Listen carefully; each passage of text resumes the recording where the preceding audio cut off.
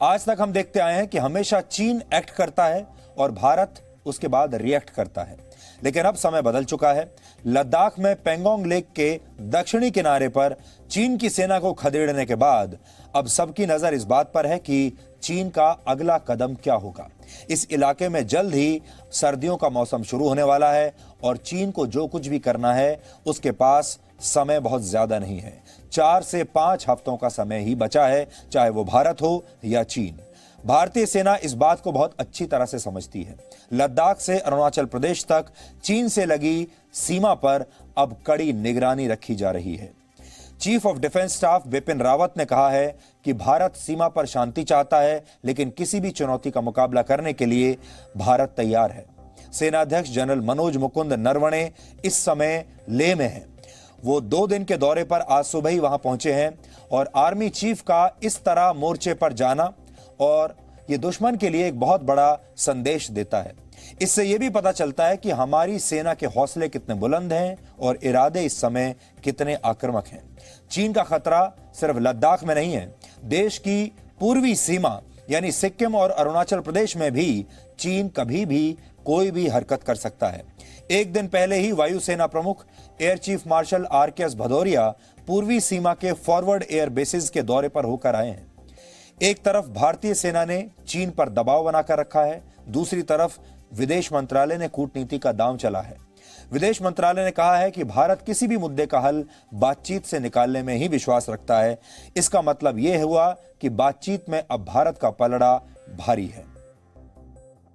It is clear that the situation we witness over the past 4 months is a direct result of the actions taken by the Chinese side that sought to effect unilateral change of status quo. These actions resulted in violation of the bilateral agreements and protocol which ensured peace and tranquility in the border areas for close to 3 decades. Ladakh ही नहीं, भारत और चीन के बीच लगभग 3,400 kilometre लंबी पूरी सीमा पर इस समय भारत की सेना और वायुसेना फुल अलर्ट पर हैं।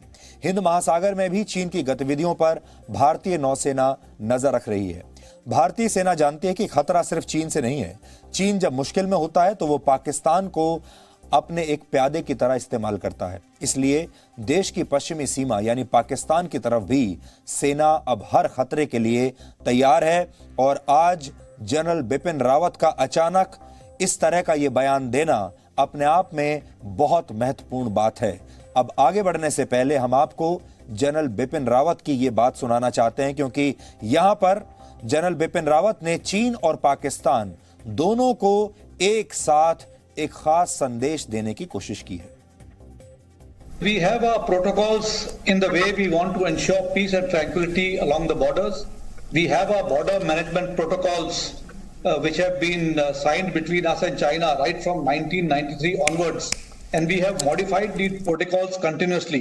But of late we have been seeing some aggressive actions by the Chinese, but we are capable of handling these in the best suitable way.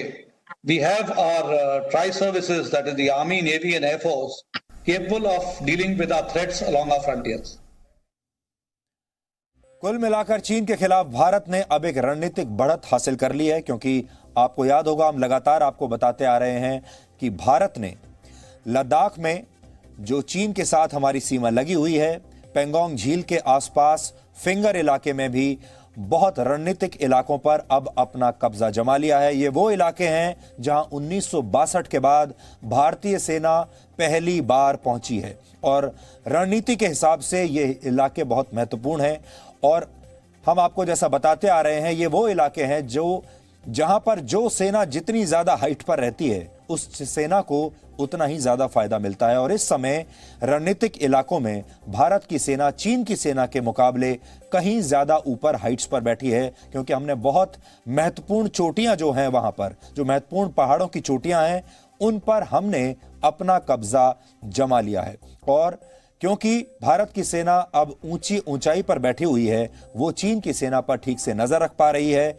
और बहुत सारे इलाके अब ऐसे हैं जहां चीन और भारत की सेना एक दूसरे के सामने हैं। फिंगर इलाके में भी, पेंगोंग झील के आसपास के इलाके में भारतीय सेना और चीन की सेना आमने सामने खड़ी हुई हैं और दोनों एक दूसरे के फायरिंग रेंज में हैं। अब चीन को यह सोचना है कि वो इस पूरी स्थिति के बाद युद्ध करना चाहता है या बातचीत की टेबल पर आकर इस समस्या को सुलझाना चाहता है। चीन आगे क्या करेगा, इसके लिए अगले 4 से 5 सप्ताह बेहद महत्वपूर्ण होंगे, क्योंकि अक्टूबर के बाद लद्दाख के इलाके में सर्दी बहुत बढ़ जाती है और इस दौरान वहां पर कोई भी मिलिट्री ऑपरेशन चलाना आसान नहीं होता। चीन की मुश्किल भी यही है और कि भारत अब काफी ऊंचाई पर पहुंच गया है और चीन की सेना जहां नीचे बैठी हुई है, उसके लिए भारत की फौज से ऐसे मौसम में लड़ना आसान काम नहीं होगा। हम भारतीय सेना के इस पराक्रम से जुड़ी एक और विशेष जानकारी आपके साथ आज शेयर करेंगे। 29 अगस्त की रात को चीन के सैनिक भी ब्लैक टॉप और उसके पास की पहाड़ियों पर कब्जा करना चाहते थे। भारत और चीन के सैनिकों से लगभग एक ही वक्त में इस चोटी पर चढ़ाई शुरू की थी, लेकिन भारतीय सैनिकों ने बहुत कम वक्त में इन पहाड़ों की चढ़ाई पूरी करके इन चोटियों पर कब्जा कर लिया। यानी चीन की सेना भी इन चोटियों पर पहुंचना चाहती थी और भारत की सेना भी पहुंचना चाहती थी। दोनों कोशिश कर रहे थे, लेकिन भारत के सैनिक इन चोटियों पर चीन की सेना से पहले पहुंच गए और चीन के सैनिक जब तक इन चोटियों पर पहुंचे तो वहां पहले से ही भारतीय सैनिक मौजूद थे। भारतीय सेना को पहाड़ों पर लड़ने वाली सबसे मजबूत सेनाओं में से एक माना जाता है। पहाड़ की लड़ाई में भारतीय जवान शारीरिक तौर पर हमेशा चीन पर भारी पड़ते हैं। इसका नमूना हम गलवान घाटी में 15 जून और 16 जून को हुई घटना में भी देख चुके हैं, जब नीचे होने के बावजूद भारतीय सैनिकों ने चीन की सेना को भारी नुकसान पहुंचाया था। क्योंकि भारत के जो सैनिक हैं, पहली बात यह है कि उनकी ट्रेनिंग पहाड़ पर रहने के लिए, पहाड़ पर लड़ाई करने के लिए पूरी दुनिया में सबसे बेहतर है। उन्हें पहाड़ पर एक बहुत अच्छे योद्धा के तौर पर ट्रेन किया जाता है और दूसरा, भारत के जो सैनिक हैं उनको आदत है इस तरह के टेरेन में ऑपरेट करने की। हम आपको उन हालात के बारे में अब बताएंगे जिनके कारण चीन की सेना बुरी तरह से अब फंस गई है। LAC यानी लाइन ऑफ एक्चुअल कंट्रोल पर सर्दियों में कोई भी कार्रवाई बहुत मुश्किल होती है। उसके बाद अगले वर्ष तक भारतीय सैनिक जहां पर मौजूद हैं उसी को लाइन ऑफ कंट्रोल मान लिया जाएगा। यानी ब्लैक टॉप और उसके पास की पहाड़ियों पर भारतीय सैनिकों को हटाने के लिए चीन किसी प्रकार की सैन्य कार्रवाई नहीं कर पाएगा। इस दौरान भारतीय सेना को अपनी स्थिति मजबूत बनाने का और समय भी मिल जाएगा, तैयारी का और समय मिल जाएगा। भारतीय सेना 20,000 सैनिकों को लद्दाख के उस इलाके में रहने का अब इंतजाम कर रही है। इनमें वो सैनिक भी शामिल होंगे जिन्हें आराम या इलाज के लिए आगे के मोर्चे से पीछे भेजा जाएगा। पिछले साल तक पूर्वी लद्दाख में लगभग 15,000 सैनिक तैनात रहते थे, लेकिन इस समय यहां पिछले साल से 4 गुना ज्यादा यानी करीब 60,000 सैनिक तैनात हैं। जवानों को यहां की कड़ाके की सर्दी में सुरक्षित रखना सबसे बड़ी चुनौती होता है। सर्दियों में चुशूल का तापमान 0 से 30 डिग्री तक नीचे पहुंच जाता है, यानी -30 डिग्री टेम्परेचर रहता है। इसके लिए खास तरह के थर्मल टेंट्स की जरूरत पड़ती है जिनमें रहकर सैनिक मोर्चा संभाल सकें। अक्टूबर के बाद से पूर्वी इलाकों में जरूरी सामान की सप्लाई भी बहुत मुश्किल हो जाती है। अब आप समझ सकते हैं कि अगला 1 महीना सैनिक कार्रवाइयों के लिहाज से बहुत महत्वपूर्ण है, क्योंकि इसी समय चीन की तरफ से हमला होने की सबसे ज्यादा आशंका है। LAC पर मौजूदा हालात भारतीय सैनिकों के लिए अनुकूल हैं। कुछ दिनों पहले चीन के एक रक्षा विशेषज्ञ ने भारतीय सेना की पहाड़ों पर लड़ने की क्षमता की तारीफ की थी। भारत की माउंटेन फोर्स दुनिया में सबसे ताकतवर मानी जाती है और इसमें 2 लाख से ज्यादा सैनिक भी हैं। इतने सैनिक दुनिया की किसी माउंटेन फोर्स के पास नहीं है। यानी ये 1962 का भारत नहीं, बल्कि ये 2020 का भारत है। इसलिए चीन को किसी तरह के भ्रम में अब रहना नहीं चाहिए। उसे भी यह एहसास जरूर होगा कि कोई भी दुस्साहस अब उस पर भारी पड़ सकता है। हम लोगों को हाई ऑल्टीट्यूड में, माउंटेन वॉरफेयर में बहुत सालों से लड़ने की आदत है, इसमें कोई शक नहीं है। चाहे हाई ऑल्टीट्यूड में और माउंटेन में लड़ने में थोड़ी सी परेशानी आती है। रेरिफाइड एटमॉस्फेयर है, सर्दी बहुत ज़्यादा है, हवा बहुत ज़्यादा तेज चलती है, आदमियों को खाने की परेशानी होती है, सोने की परेशानी होती है, फ्रॉस्ट बाइट, चिलब्लेन की तकलीफ होती है। लेकिन जब आपको इस बारे में मालूम है उससे कैसे बचा जा सकता है तो आप बच सकते हैं। और हमारे जो सैनिक हैं वो इस बात में एक्लिमेटाइज होकर के ही रहते हैं। जहां तक चीन का सवाल है, चीन में कॉन्स्क्रिप्शन होता है। चीन में जो मैंने देखा है, वो अपने अपने बैरकों में रहते हैं। वो सर्दियों में या नॉर्मल इसमें वो सामने मेरे को कभी नहीं दिखते। वो आते हैं गाड़ियों में जो सेंट्रली हीटेड गाड़ियां हैं और वापस अपने इस पे चले जाते हैं कमरों में जो सेंट्रली हीटेड है। ऐसे उनको तकलीफ होगी। चीन को उस माहौल में जबरदस्त तकलीफ होने वाली है। अब खास बात यह है कि चीन से लगी इस सीमा पर जहां की हम आपको बात बता रहे हैं, पिछले साल सर्दियों तक भारतीय सैनिकों की यहां पर कोई तैनाती नहीं होती थी, लेकिन इस वर्ष हालात बदल चुके हैं। ऐसे में सैनिकों को समय समय पर आराम देना और सैनिकों की नई यूनिट को तैनात करने की प्रक्रिया अब चलती रहेगी। लेह जैसी जगहों पर बड़ी तादाद में सैनिकों को हर समय अच्छे हालात में तैयार रखना एक बहुत जरूरी होता है। भारतीय सेना ने इसकी तैयारी अब शुरू कर दी है। चीन को सबक सिखाने के लिए भारत ने जो कदम उठाए हैं, उन्हें समझने के लिए आज हम आपको विदुर नीति के बारे में बताना चाहते हैं। महाभारत के सबसे महत्वपूर्ण पात्रों में से एक हैं विदुर। वो हस्तिनापुर के राजा धृतराष्ट्र के भाई थे। विदुर अपने समय के कूटनीति और धर्म के सबसे बड़े जानकार माने जाते हैं, इसलिए उन्हें हस्तिनापुर का प्रधानमंत्री बनाया गया था। कूटनीति के बारे में उनके विचारों को विदुर नीति कहा जाता है। आपने शायद ना पढ़ा हो, लेकिन विदुर नीति आज के समय में भी बहुत कारगर साबित होगी। उनकी इसी नीति को भारत ने चीन पर लागू करने की कोशिश की है, और वो नीति क्या है अब आप देखिए। विदुर ने कहा था, शठे शाठ्यम समाचरेत।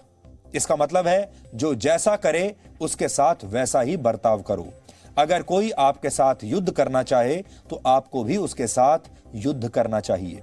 विदुर के अनुसार शत्रु के साथ संधि यानी समझौता तब करना चाहिए जब आप कमजोर हो, यानी अगर शत्रु आपसे ज्यादा मजबूत है और आप जानते हैं कि आप कमजोर हैं, तब आपको संधि करनी चाहिए। शत्रु बहुत आक्रामक हो तो अपनी शक्ति बढ़ानी चाहिए ताकि वो आगे कोई दुस्साहस न करे।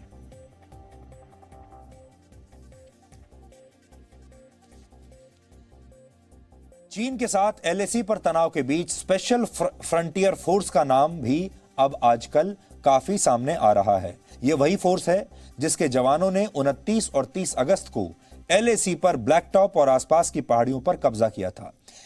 इसे विकास रेजिमेंट भी कहा जाता है।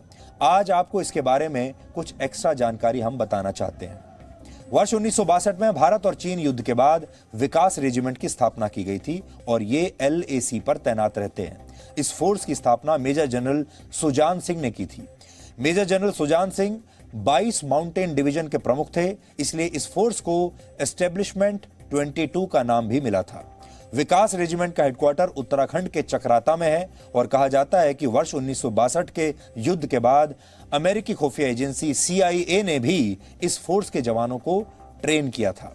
शुरुआत में इस फोर्स में सिर्फ तिब्बत के लोगों को भर्ती किया जाता था और आजकल इसमें गोरखा भी शामिल होते हैं और ये पहाड़ी इलाकों में युद्ध करने में माहिर होते हैं।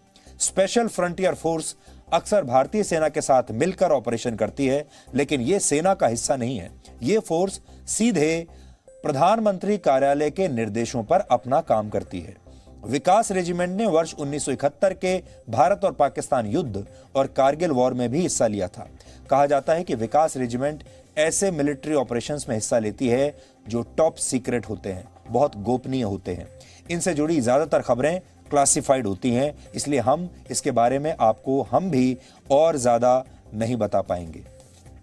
कहते हैं इस फोर्स में सिर्फ 5000 कमांडोज हैं, यानी इनकी तादाद बहुत कम रखी गई है, लेकिन असंभव से दिखने वाले लक्ष्यों को हासिल करने के लिए इन्हीं पर भरोसा किया जाता है और ये इस काम के लिए खास तौर पर ट्रेन किए गए हैं।